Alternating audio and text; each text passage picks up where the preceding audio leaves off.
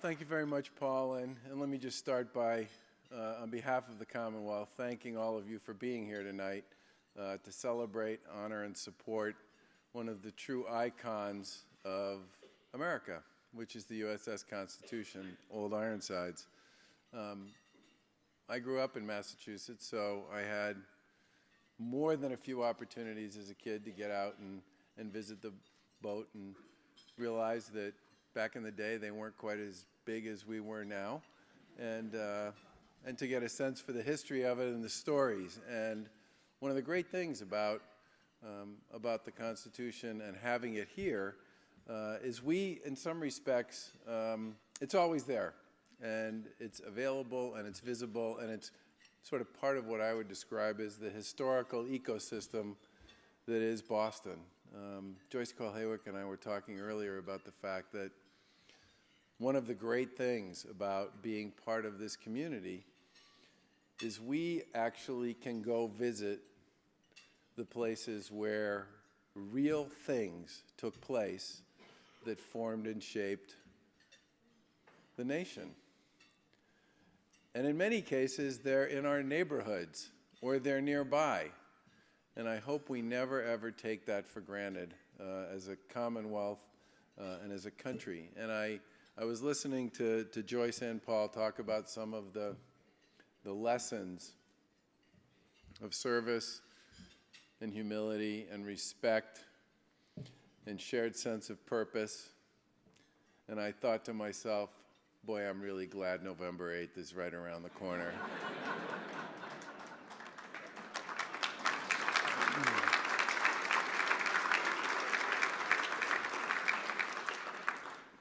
And I'll tell you why. Because I happen to believe in those things too. And I also happen to think that the vast majority of the people who live and work and send their kids to school and dream great things for them feel exactly the same way. And I very much hope and pray that at some point our political discourse starts to sound a lot more like that.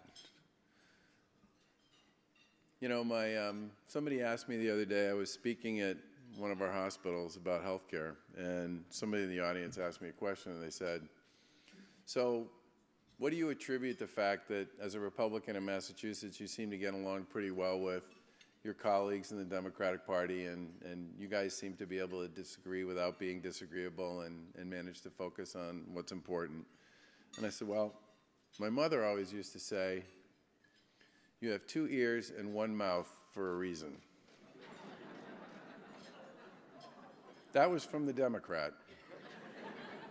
The Republican, my dad, always used to say, son, when there's 2 people in a fight, everybody's pretty sure one of them's a jerk, they just don't know which one. So if you're going to get into a fight, you better make sure it's for a good reason and for a high purpose, and you make absolutely crystal clear why it is you're involved in it, and recognize and understand that to most people it just looks like 2 people fighting over nothing. And I think part of the lesson and part of the mission and part of the sort of spirit of the USS Constitution Museum and its direct connection to our military and to the people and men and women who wear the uniform is about helping us all remember that, first of all, we are in fact all Americans, first. Secondly, that many of our ancestors, and yes, today, our sons and our daughters and our brothers and our sisters and our mothers and our fathers put on that uniform, and some end up paying the ultimate price to keep us free and to give us an opportunity to participate constructively in our civic discourse.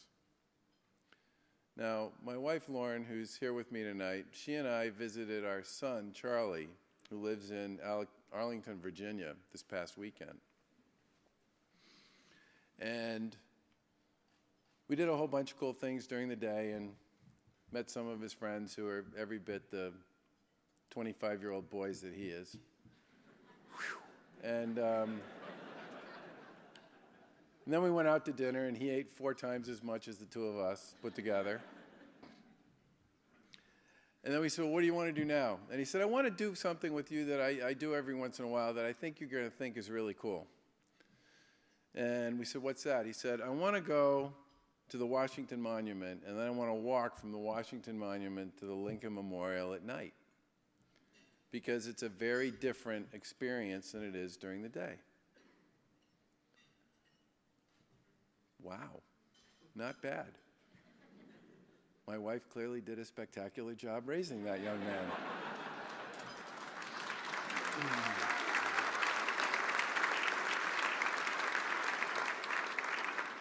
So we went to the Lincoln Memorial, or we started at the Washington Monument, and you could see the World War II Memorial and the Lincoln Memorial across the tidal basin, and or the reflecting pool. And then we started to walk across.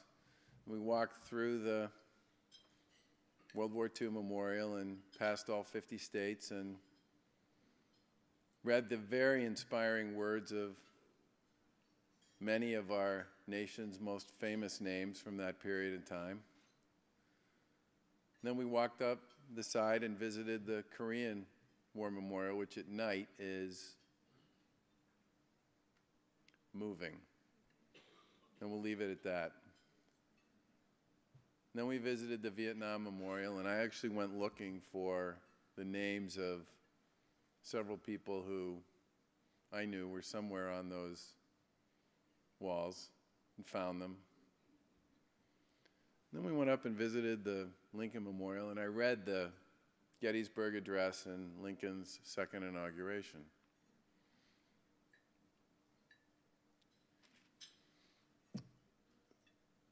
The funny thing about it was,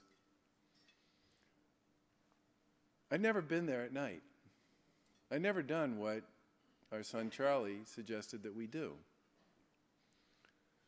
And he was right. It's a much different experience at night than it is during the day. Because at night, the enormity and the clarity of purpose and passion and sacrifice and commitment to high ideals that has forged this nation is presented to you in the shadows and the lights. It's beautiful and it's glorious, and I took a ton of pictures of it. And as I stood up there at the top of the Lincoln Memorial and looking down at that alabaster white needle of the Washington Monument at the other end, I truly couldn't help but think about how much better we would all be if we could remember the profound sacrifice that has been made by one generation after another to provide us with this beautiful land of opportunity. And the USS Constitution and what it stands for and it represents, and the museum that spells out what it's all about, is a terrific tribute to what I consider to be the core of what makes this country great. And that's why it's so terrific to see so many of you here tonight supporting this critical sense of purpose and, yeah, heroism and freedom that this is all about. Thank you very much.